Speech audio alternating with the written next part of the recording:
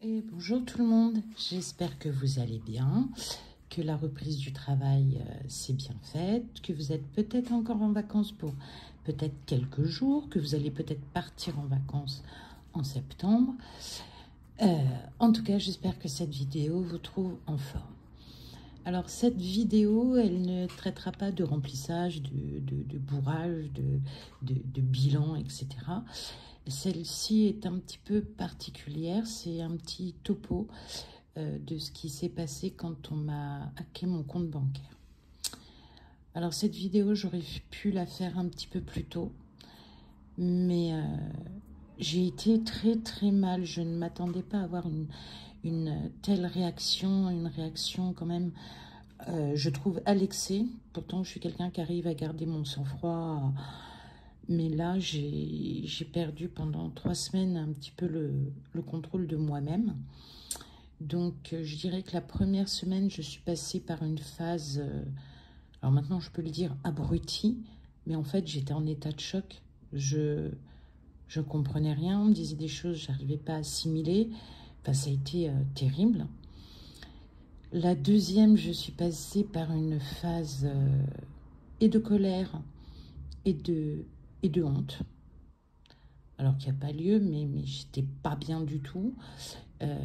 Et la dernière, je suis passée par une phase un peu euphorique. Enfin, j'étais vraiment très étrange. Alors, le 25 juillet, je me suis réveillée et mon compte Nickel avait été hacké. Donc, sur ce compte, ce sont des remboursements de sécu. J'avais de l'argent WeWard, j'avais de l'argent à Tapol, enfin, Macadam, enfin, j'avais des entrées d'argent. Moi-même, j'avais viré de l'argent, j'avais de la sécu qui était rentrée, enfin voilà. Et cet argent devait servir pour donc les 10 jours là où nous partons à nouveau en vacances dans notre maison. C'était pas de l'argent pour rien. Et donc, je me suis réveillée un matin, le solde du compte, 99 centimes. Et je comprenais pas, et je regardais ces 99 centimes, et j'arrivais pas à comprendre. Enfin, voilà, j'ai prévenu immédiatement le service compte Nickel. Mon adresse mail avait été modifiée, mon numéro de téléphone avait été changé.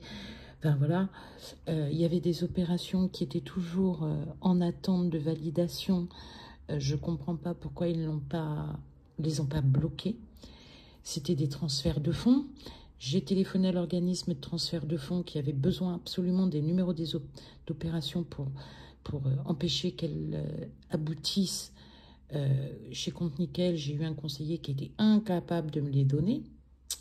Moi, je les ai trouvés par ailleurs, mais trop tard. Enfin, voilà. Alors, l'idée, c'est pas de remettre en cause leur gestion, parce que j'ai jamais eu de soucis avec Nickel, je les ai depuis le début. C'est ce que j'appelle mon compte tirelire. Quand on va manger une glace ou acheter un paquet de cigarettes, parce que voilà, ou enfin, c'est plus voilà réservé aux petits plaisirs, etc. Là, il faut savoir que je me suis fait hacker entre 1000 et 1500 euros. Alors, on ne va pas se mentir, on est plus proche entre 1300 et 1500 qu'autre chose. Et pour couronner le tout, je vais à mon commissariat. Le commissariat me dit, ah ben non, il faut passer par Perceval. On ne peut pas prendre en compte votre plainte. Sans explication, enfin bref, j'ai attendu je ne sais pas combien d'heures chez eux pour raconter ma life, leur montrer des documents et qu'au final, on me renvoie chez moi, va sur Internet Cocotte faire du Perceval. Ok. Sauf que chaque fois que je voulais aller sur Perceval, c'est un site du ministère de l'Intérieur qui recense toutes les arnaques bancaires, toutes les usurpations d'identité, etc. Mais pour accéder à Perceval, il faut passer par France Connect. Et ça passait pas. Et je comprenais pas. Et je m'énervais. Et ça passait pas. Donc, voilà. Donc, on me dit... Donc, je fais des tickets chez France Connect. Qui me répond, je ne comprenais rien. Franchement, ça me disait que mon adresse mail personnelle n'était pas personnelle et qu'elle était partagée. Et mon cerveau était embrumé, j'arrivais pas à comprendre et je bloquais, enfin c'était affreux. Donc le samedi suivant, puisqu'on m'avait dit, si vous n'y arrivez pas, faites un courrier au procureur de la République, parce que quand un commissariat ne prend pas en compte une plainte, on écrit au procureur de la République. Et écrire au procureur de la République, c'est quand même pas la même chose. L'utilisation des mots doit être extrêmement précis. On peut pas écrire, c'est pas la même chose, c'est pas du verbal. L'écrit est plus compliqué.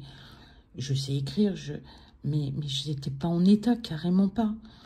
Et donc le samedi suivant, je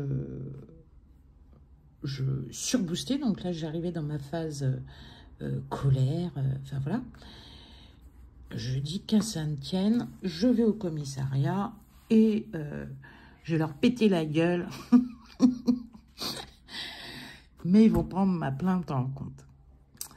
Et en fait, quand je suis arrivée et que ils m'ont fait entrer et tout, donc déjà, je me suis retrouvée face à un gaillard de 2 mètres, au moins, allez, 120 kilos.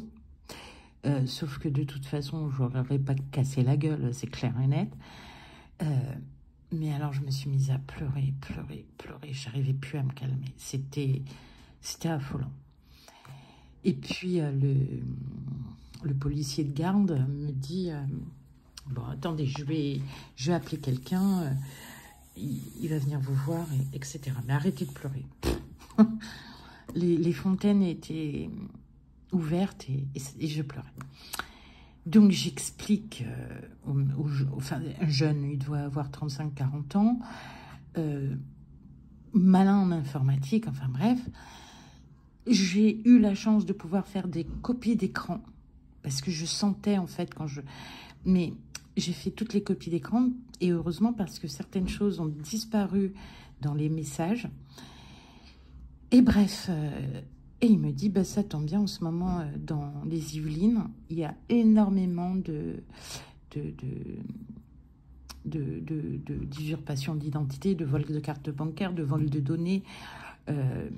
Il y a même une vidéo qui circule où on voit des gens arnaquer quelqu'un, un distributeur de banque en pleine ville. C'est... Enfin, voilà.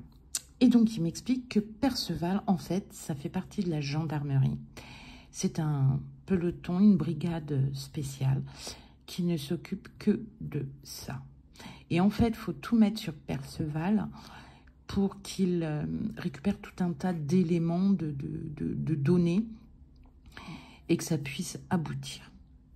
Bref, en tout cas, le monsieur, il a été formidable.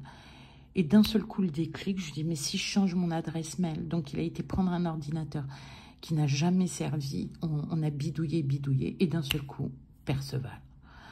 Donc déjà, un poids, mais enfin voilà. Donc on a fait le dossier et tout. Dans la foulée, il m'a accompagné, entre guillemets, pour faire le dossier de réclamation chez Nickel. Et donc voilà, donc là, je me suis sentie beaucoup mieux et tout. Et le surlendemain, je reçois un mail de Nickel qui me dit de refaire le dossier de réclamation, mais de retirer les montants de prélèvements qui ont été annulés. Donc là, je vais vous expliquer. Quand ils ont hacké mon compte, ils ont regardé toutes les opérations de prélèvement que j'avais faites jusqu'à 8 semaines en avant. Et ils ont annulé toutes les opérations. Sauf que dedans, il y avait l'assurance de la maison. Et on avait décidé de mettre sur ce compte l'assurance santé de mon chien. Donc, résultat, ils ont eu tout le mois de mai et le mois de juin. Ils ont récupéré, donc, je ne sais plus quelle somme. Et en plus, ils m'ont dit, toutes les opérations qui ont eu lieu à minuit 18, ils me les ont remboursées. Mais il y a 2 opérations à 15h45 qui ne m'ont pas remboursé. Donc, j'ai refait le dossier en retirant ces histoires de prélèvements qui ont été annulés. Parce qu'en fait, ça, c'est très nouveau. En tout cas, moi, je ne le savais pas. Si vous avez un prélèvement le, je sais pas, le 4 juillet, arrivé cette semaine après, vous pouvez dire que vous voulez le dénoncer. Vous récupérez l'argent. Après, c'est votre problème avec l'organisme ou ce qui est concerné, mais c'est votre problème. Sauf que moi, j'ai pas fait ça du tout. Moi, j'ai rien fait. Voilà. Donc là, j'en suis à la phase parano. C'est-à-dire que tous les jours, je vais voir mes comptes bancaires. Tous les jours, je vais voir les coordonnées bancaires. Je vais vérifier si c'est toujours la bonne adresse mail, puisque j'en ai créé une nouvelle. Tous les jours, je vérifie que mon compte, ma carte est bloquée, que le paiement à l'étranger, zone euro et en ligne est désactivé. Enfin, là, je suis paranoïaque, quoi. Et donc voilà. Alors, ça, c'est plus ou moins bien terminé parce que j'ai quand même 300 € qui n'ont pas été remboursés. Alors, quand je dis 300 €, il y a les prélèvements. Et donc, par exemple, l'assurance de la maison, je leur ai payé les 2 fois 43 € plus 15 € de frais. Pour la mutuelle d'un de mes chiens, j'ai payé pour chaque refusé, enfin refusé, c'est pas refusé, annulé, 5 € en plus de frais. Donc, qui plus est, le compte nickel a bloqué mon compte. Donc, les opérations, fatalement, du 1 au 10 ont été purement... le compte a été gelé, bloqué. Donc, plus rien ne rentrait, plus rien ne sortait. Alors, j'aime autant que ça ne sorte pas, mais quand l'assurance maison a voulu se présenter, refusé. Pour le veto, je venais juste de changer les coordonnées bancaires sur l'appli, mais pour l'assurance maison, je ne pouvais pas le faire. Donc, on va dire que ça se finit plutôt pas mal, mais le policier qui m'avait reçu m'a dit clairement, refaites un dossier, vous verrez ce que ça donne. Donc, j'ai refait un dossier, puisque lui-même reconnaît que je suis en toute bonne foi, puisque tout a été annulé à minuit 18. Ils ont fait les virements à minuit 18 également, mais les deux opérations qui représentent environ 300 € ont été faites à 15h45 le lendemain, ouais, le lendemain. Donc là, ils bloquent. Enfin bref, j'ai quand même... je peux comprendre que les banques soient frileuses, mais voilà quoi. Et surtout, quand je suis allée au commissariat, le premier m'a dit « Ah bah c'est ça de prendre des comptes low cost ». Alors c'est blessant, hein. Enfin, je comprends ce qu'il veut dire, mais il ne me connaît pas, on ne se connaît pas. Et comment il peut dire aussi brutalement une chose pareille, quoi. Voilà. Donc, je pense que l'histoire n'est pas finie, puisque moi, je me bats toujours pour les 300 €. Enfin, il y a les frais dedans. J'ai rajouté les frais parce que 15,30 €. Et pour couronner le tout, puisque mois d'août, le compte était bloqué, j'ai eu le bonheur de recevoir une mise en demeure pour 40 €, quoi. Plus 15 € de frais.